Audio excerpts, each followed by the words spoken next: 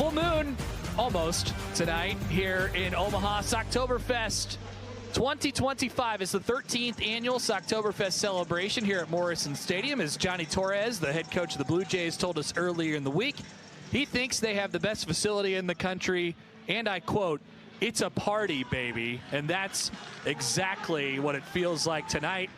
Now Denver on way up front, saved by Hudson in front.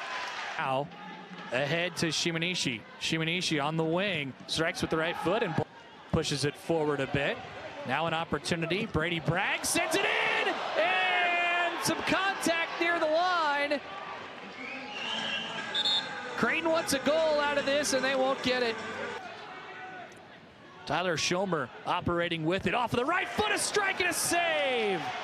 Ian Welch let it go, but a huge one from Matthew Hudson, a diving save. I mean, the strike was impressive, but the save is incredible. I mean, that saves a goal, and the pace this comes at, I mean, what a reactionary save there. Now another sophomore out of Austin, Texas. Now Denver gets a corner. They send one in. Hudson on the rebound. He gets it out, and Creighton is able to survive again. Early had a crack at it, did the Blue Jays. Here's another one trying to strike through off of the rebound and save.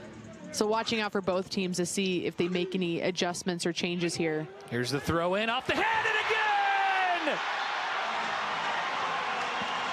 Ball never hit the ground, and it's Matthew Reed who buries one in the back of the net. Being surrounded by Denver defenders, but Reed finds his way out now toward the middle. Aria got it!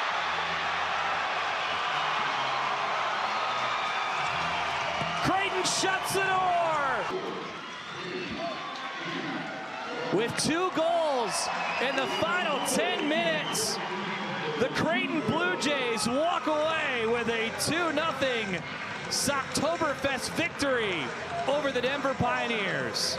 All right, open the floor to questions for the student athletes. Matthew Reed on the left, Brian Edelman on the right. Well, I guess, how do you guys feel to get your first win of the year? Obviously, I felt like Tulsa was a step in that right direction, just couldn't put a goal away. How did it feel to have a complete performance tonight? I mean, these past 5 matches, we've been building step by step, putting all the right pieces together. Tonight, it was the most collective, the best performance we've had. I felt like pretty much the whole match leading up to your goal, you gotten all these chances, and it was like all of that was culminating to your one goal. How did it feel to get that one and put you guys on the board? I mean, it's the best feeling in the world.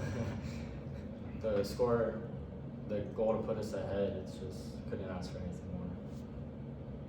Can you take us through the second one too? Because it seemed like maybe you were trying to stall the clock, roll them to sleep, and then all of a sudden you just beat 3 defenders to the end line and play the ball and go. What were you trying to do there?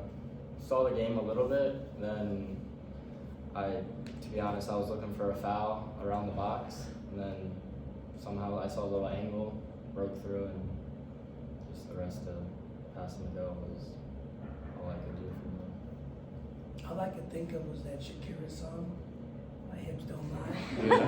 He did a little swivel. I didn't know he had that in him. He did a little swivel and he was gone. Ryan, I guess 2 clean sheets in a row for the back line. I know you guys are really young back there, but it seems like super proud of all of us, to be honest. I mean, it took a lot out of us. I felt like some last ditch defending, but we take it. I mean, really gonna keep building on it.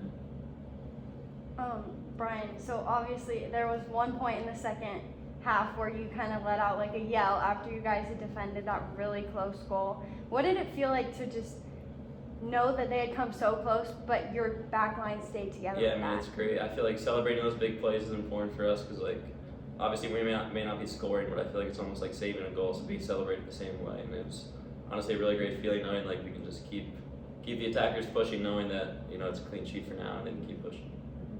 I asked Huddy about you last match. I feel like I should ask you about him. What do you?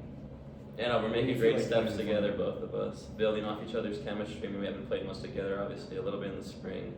But I was super happy with him tonight, some huge saves, keep improving with the feet, attacking the box. I mean, it's been great improvements, and we're going to keep building going forward.